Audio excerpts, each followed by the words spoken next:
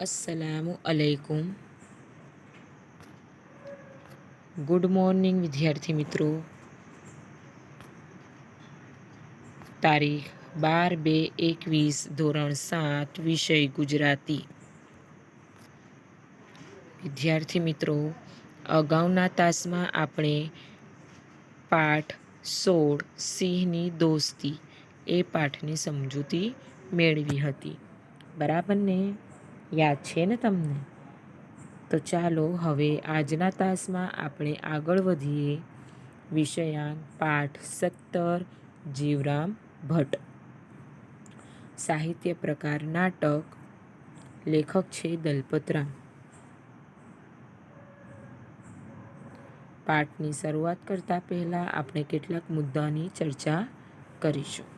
પૂર્વ ભૂમિકા, લેખક પરિચય, પાઠનું વાંચન અને સમજૂતી, શબ્દની સમજૂતી, આ બધા જ મુદ્દાઓની ચર્ચા આજે આપણે આજના તાસમાં કરવાના છે।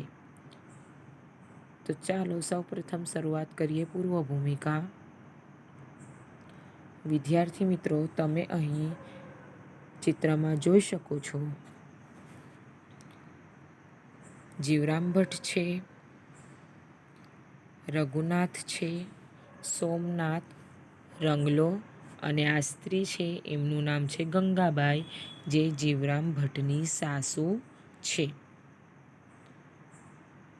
આ પાઠમાં કુલ 5 પાત્રોની વાત કરવામાં આવી છે। કયા કયા પાત્રો છે? જીવરામ ભટ્ટ, રઘુનાથ, રંગલો, સોમનાથ અને ગંગાબાઈ, જે જીવરામ ભટ્ટની સાસુ છે, બરાબર? આ જે વ્યક્તિ તમે અહીં જોઈ શકો છો એ રંગલો છે।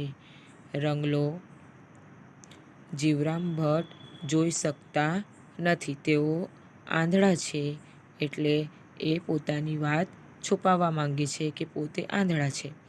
એટલે રંગલો એવો વ્યક્તિ છે કે જે જીવરામ ભટ્ટનું અપમાન કરે છે અને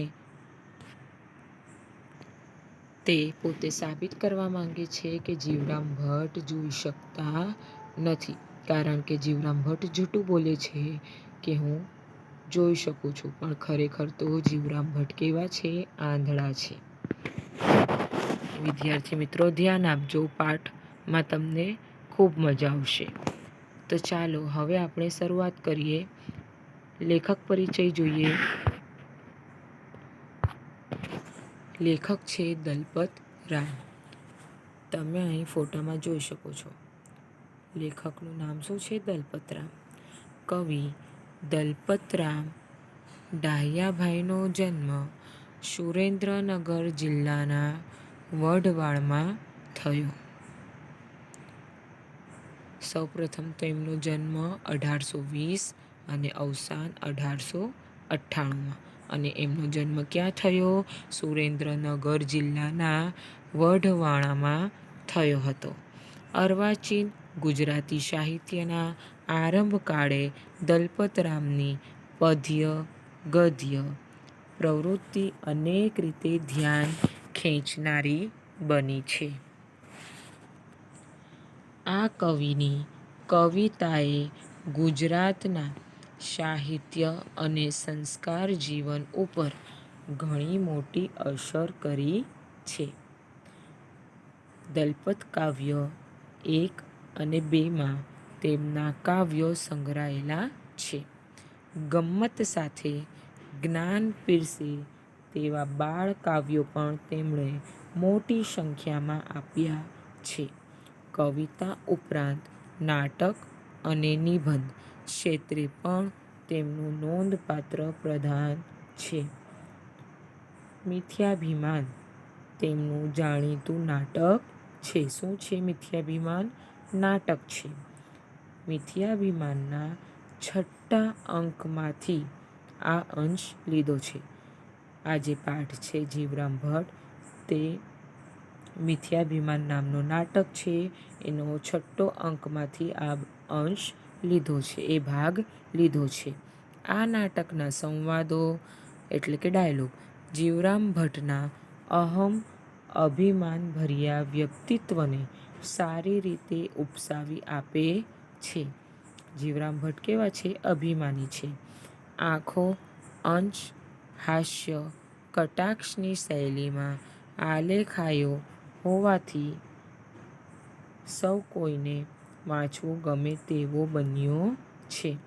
સાથે હાસ્ય પણ છે અને હાસ્યની સાથે કટાક્ષ પણ છે.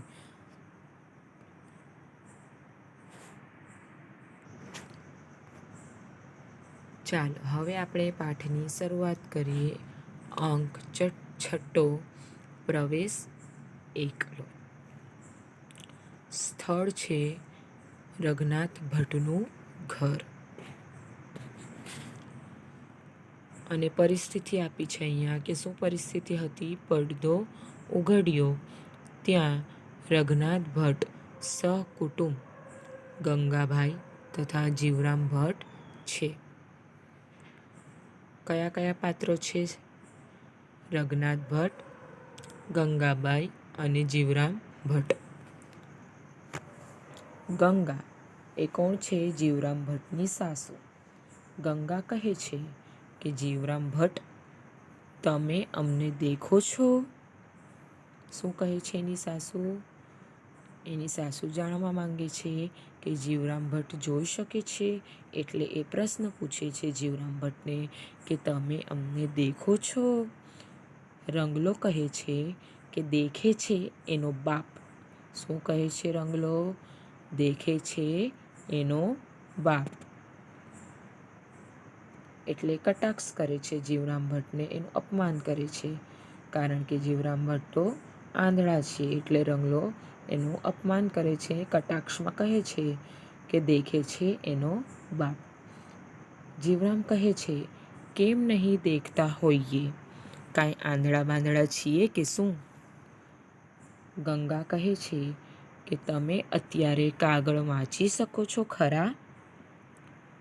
જીવરામ ભટ્ટ શું કહે છે કે કેમ નહીં દેખતા હોઈએ? કાંઈ આંધળા બાંધળા છીએ? એમ કહે છે. એટલે ગંગા એમને પ્રશ્ન કરે છે કે તમે જોઈ શકતા હોય તો તમે અત્યારે કાગળ વાંચી શકો ખરા? એટલે રંગલો કહે છે કે કાગળ તો શું, પણ અત્યારે મોતી વીંધે છે તો? એટલે શું કહે છે રંગલો? કે કાગળ તો શું, અત્યારે તો જીવરામ ભટ્ટ મોતી પણ વીંધી નાખે. એટલે જીવરામ કહે છે કે અત્યારે અમે રાતે પુસ્તક લખીએ છીએ.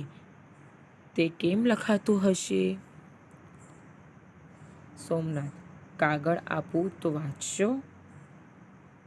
શું કહે છે જીવરામ? કે અત્યારે અમે રાત્રે પુસ્તક લખીએ છીએ તો કાગળ કેમ ન વાંચી શકું? એટલે સોમનાથ કહે છે કે કાગળ આપું તો વાંચશો? તો જીવરામ ભટ્ટ કહે છે કે હા, લાવો. શા વાસ્તે નહીં વાંચીએ? સોમનાથ, લો આ કાગળ વાંચો જોઈએ.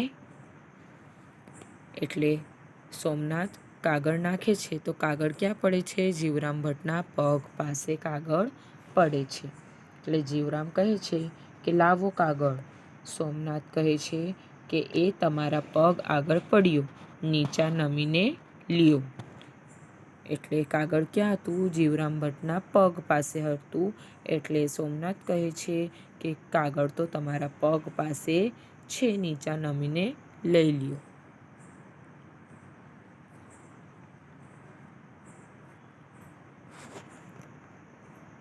જીવરામ કહે છે કે તમારી આગળ નીચા નમવાની અમારે ગરજ નથી. જીવરામ ભટ્ટ બહાના કાઢે છે કારણ કે એ આંધળા હોવાથી તે પોતાની ભૂલ છુપાવે છે. એટલે બહાના કાઢે છે. શું કહે છે? કે તમારી આગળ નીચા નમવાની અમારે ગરજ નથી. એટલે રંગલો કટાક્ષમાં શ્લોક કહે છે, નમતી ફલીનો વૃક્ષા, નમતી ગુણીનો જના, શુષ્ક કટાશ ચ મૂર્ખાશ ન નમતી કદાચન. એનો અર્થ શું થાય? ફળવાળા ઝાડ નમે કે ગુણવાન માણસ નમે.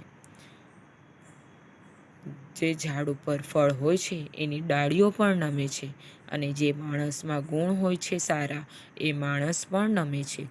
પણ સૂકું લાકડું કે મૂર્ખ કદી નમે નહીં. જે સૂકું લાકડું હોય અને મૂર્ખ માણસ હોય તે કદી નમે નહીં. સોમનાથ કહે છે કે લ્યો આ કાગળ. કાગળ લઈને આપે છે ને શું કહે છે કે લ્યો આ કાગળ. એટલે રંગલો કહે છે કે જોજો ભાઈઓ, સૂરદાસજી કાગળ વાંચે છે. ખરેખરો વાંચશે કે શું? સૂરદાસજી એટલે કે અંધજન માટે વપરાતો શબ્દ. જે માણસ આંધળો છે એના માટે આ શબ્દ વપરાય છે, સૂરદાસજી. રઘુનાથ સોમનાથને એમાં તો ઝીણા અક્ષર છે. શું કહે છે કે ઝીણા અક્ષર છે. પેલા મોટા અક્ષરવાળો કાગળ વાંચવા આપ્યો હોત તો ઠીક. સોમનાથ કહે છે કાંઈ ઝીણા નથી, આંધળો પણ વાંચી શકે એવા મોટા દીવા જેવા અક્ષર છે. એટલે જીવરામ કહે આ લ્યો, ત્યારે તમારો કાગળ અમારે નથી વાંચવો.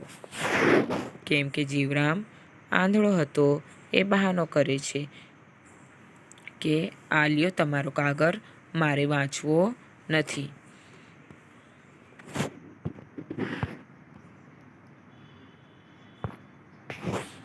સોમનાથ કેમ થયું? જીવરામ તમે કહો છો કે આંધળો વાંચી શકે એવા અક્ષર છે, તો અમે કંઈ આંધળા નથી કે એવા અક્ષર વાંચી. દેખતો વાંચી શકે એવો કાગળ હોય તે અમે તો વાંચીએ. શું કહે છે જીવરામ કે તમે હમણાં શું કીધું કે આંધળો વાંચી શકે એવા અક્ષર છે, તો તમે આંધળા પાસે આ કાગળ વંચાવી લો. હું તો દેખતો માણસ છું, એવો કાગળ આપો કે હું વાંચી શકું. ગંગા કહે છે 3 આંગળીઓ બતાવીને કે જીવરામ ભટ્ટ આ કેટલા આંગળા છે કહો જોઈએ. જીવરામ કહે કહીએ તો તમે શું આપશો? ગંગા કહે લાખેણી લાડી આપી છે ને, હવે બીજું શું આપીએ? જો અત્યારે દેખી શકતા હોત તો કહો. ગંગા કોણ છે? જીવરામ ભટ્ટની સાસુ છે. એટલે શું કહે છે કે લાખેણી લાડી આપી છે ને, એટલે કે ગંગાએ પોતાની પુત્રી જીવરામ ભટ્ટને આપી છે. એમની દીકરી ગંગાની દીકરી જીવરામ ભટ્ટને આપી છે. બીજું શું આપીએ? દીકરી તો આપી, બીજું શું આપીએ? એમ કહે છે. કોણ? ગંગાબાઈ જીવરામ ભટ્ટને કહે છે. જીવરામ કહે એમાં શું કહેવું છે? 5 છે. ગંગા જૂઠા પડ્યા અને હસે છે. જીવરામ સી રીતે જૂઠા પડ્યા?